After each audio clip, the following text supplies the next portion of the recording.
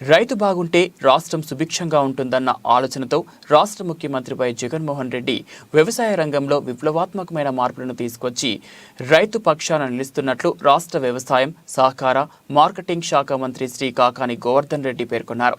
శనివారం Kovvur doctor YSR హెచ్యు ఉద్యాన పరిశోధనా స్థానం కొవ్వూరు నందు డాక్టర్ వైఎస్ఆర్ హెచ్యు అరటి పరిశోధనా కేంద్రంలో అరటి సంవత్సరం 2023-24 ముగింపు కార్యక్రమంలో వ్యవసాయ శాఖ మంత్రి కాకాని గోవర్ధన్ రెడ్డి ముఖ్య అతిథిగా పాల్గొన్నారు. ఈ సందర్భంగా రాష్ట్ర వ్యవసాయ శాఖ మంత్రి కాకాని గోవర్ధన్ రెడ్డి మాట్లాడుతూ దేశీయంగా 42 సంస్థలలో అరటి రకాలపై శిక్షణ ఇవ్వడం జరిగిందన్నారు. అరటి సాగులో మరింత మెరుగైన ఉత్పత్తికి అయ్యే దిశలో ఐసీఆర్ ద్వారా అవగాహన ఒప్పందం చేసుకున్నట్లు తెలిపారు. దశల వారీగా అరటి పండ్ల రకాలపై విస్తృత అవగాహన కార్యక్రమాలు నిర్వహించినట్లు తెలిపారు. నేడు కేంద్రం కూడా దిగివచ్చి ఫసల్ బీమా పథకంలో రాష్ట్రంలో అమలు జరుపుతున్న విధానంలో మార్పులు చేసినట్లు మంత్రి తెలిపారు. రాష్ట్రంలో రైతు బంధువుడుగా సర్ ఆర్థర్ కాటన్ కాగా మరొకరు డాక్టర్ వైఎస్ రాజశేఖర్ రెడ్డి అన్నారు. నేడు అదే కోవలో జగన్మోహన్ రెడ్డి నిలవడం మనందరికీ గర్వకారణమని పేర్కొన్నారు.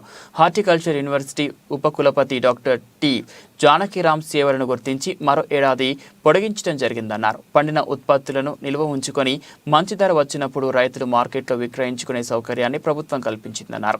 గ్రామ, మండలం, జిల్లా స్థాయిలో అగ్రి అడ్వైజర్ బోర్డు కమిటీలు ఏర్పాటు చేసి రైతులను అవగాహన కల్పించడంతో పాటు వారికి అండగా నిలుస్తున్నామన్నారు. ఉపకులపతి టి జానకిరామ్ మాట్లాడుతూ అరటి సాగులో సేంద్రియ విధానంలో రైతులను ప్రోత్సహిస్తున్నామన్నారు.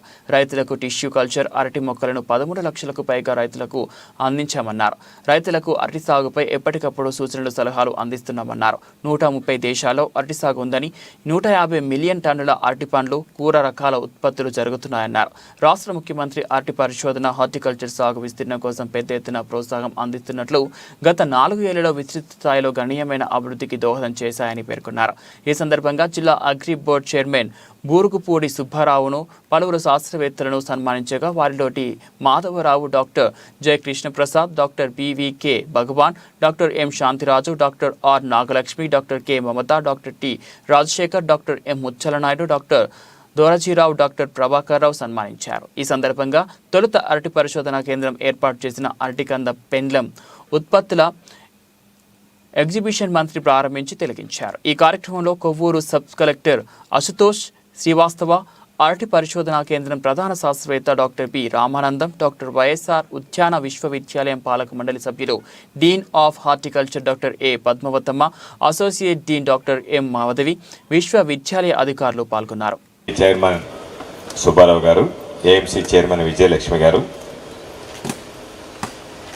మండల పరిషత్ అధ్యక్షులు నారాయణ గారు, సర్పంచ్ శ్రీనివాస్ గారు, ఆర్జేడీ మార్కెటింగ్ సుధాకర్ గారు,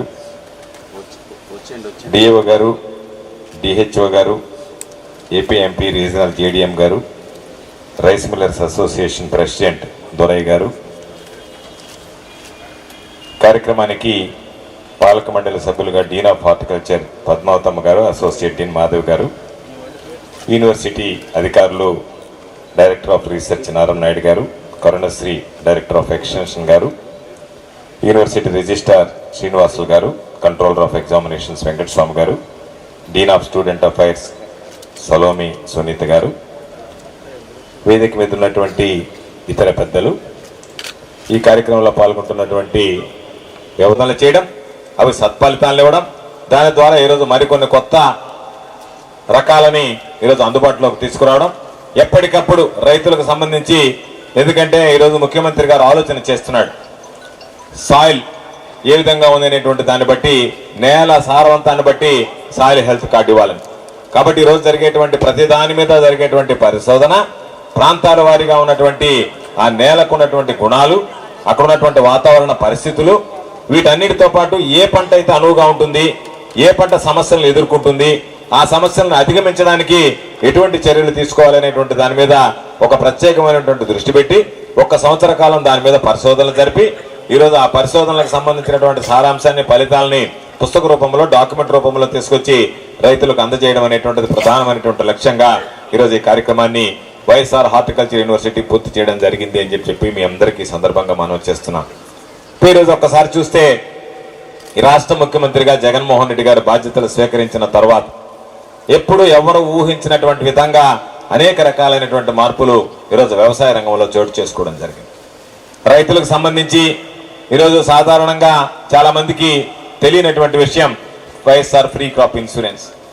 ఏదైనా ఒక ఇబ్బందికరమైనటువంటి పరిస్థితి ఉంటే రైతులు ఇబ్బంది పడే ఉన్నటువంటి విధానం అయితే ప్రభుత్వం, రాష్ట్ర ప్రభుత్వం భరించాల్సింది ముఖ్యమంత్రి గారు రాష్ట్ర ప్రభుత్వం తరఫున భరిస్తూ రైతు భరించాల్సినటువంటి వాటా కూడా ఈరోజు రాష్ట్ర ప్రభుత్వమే భరించాలి అనేటువంటి నిర్ణయం తీసుకుని రైతుల మీద ఒక్క రూపాయి కూడా భారం పడకుండా ఈరోజు ఇన్సూరెన్స్ అమలు చేయడం జరిగింది.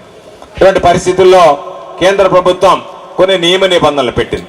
మేము టెనెంట్ ఫార్మర్స్కి ఇవ్వము, మీకు 1B ఉంటేనే ఇస్తాము, లేదా రైతులు సాగు చేసుకుంటే వాటికి బీమా వర్తించదని చెప్పిన తర్వాత యూనివర్సలైజేషన్, ఎవరైతే పంట వేస్తారో వేసినటువంటి ప్రతి ఒక్కడికి మీరు బీమా ఇవ్వాలి అనేటువంటి నిబంధనకి ముఖ్యమంత్రి గారు తెలియజేస్తే దాన్ని మేము అంగీకరించము అని చెప్పి కేంద్ర ప్రభుత్వం ప్రధానమంత్రి ఫసల్ బీమా యోజన కింద మేము అంగీకరించలేమో, మా నిబంధనలు దానికి అంగీకరించమని చెప్పిన మీదట ఈ దేశంలో మొట్టమొదటిగా ప్రధానమంత్రి ఫసల్ బీమా యోజన నుంచి బయటకు వచ్చినటువంటి రాష్ట్రం మన ఆంధ్ర రాష్ట్రం ఒక్కటేనని చెప్పి ఈ సందర్భంగా మీ అందరికీ గుర్తు చేస్తున్నాను.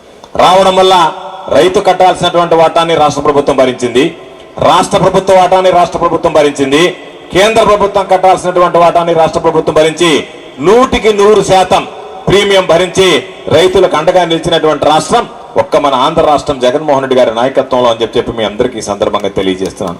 ఆ తర్వాత వచ్చినటువంటి మార్పు అందరూ ఒక్కొక్కరుగా మేము వెళ్ళిపోతాము.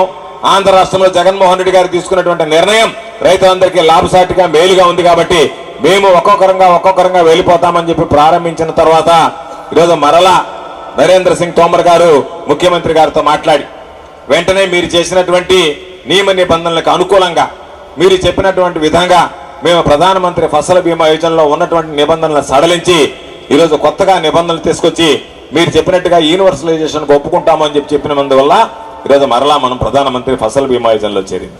జగన్మోహన్ రెడ్డి గారు ఆంధ్ర రాష్ట్ర రైతాంగం కోసం తీసుకున్నటువంటి నిర్ణయం ఈ దేశంలో ఉండేటువంటి రైతాంగానికి అందరికీ కూడా మేలు చేకూరేటువంటి విధంగా ఈరోజు ప్రధానమంత్రి ఫసల్ బీమా యోజన సవరించబడింది అని చెప్పి మీ అందరికీ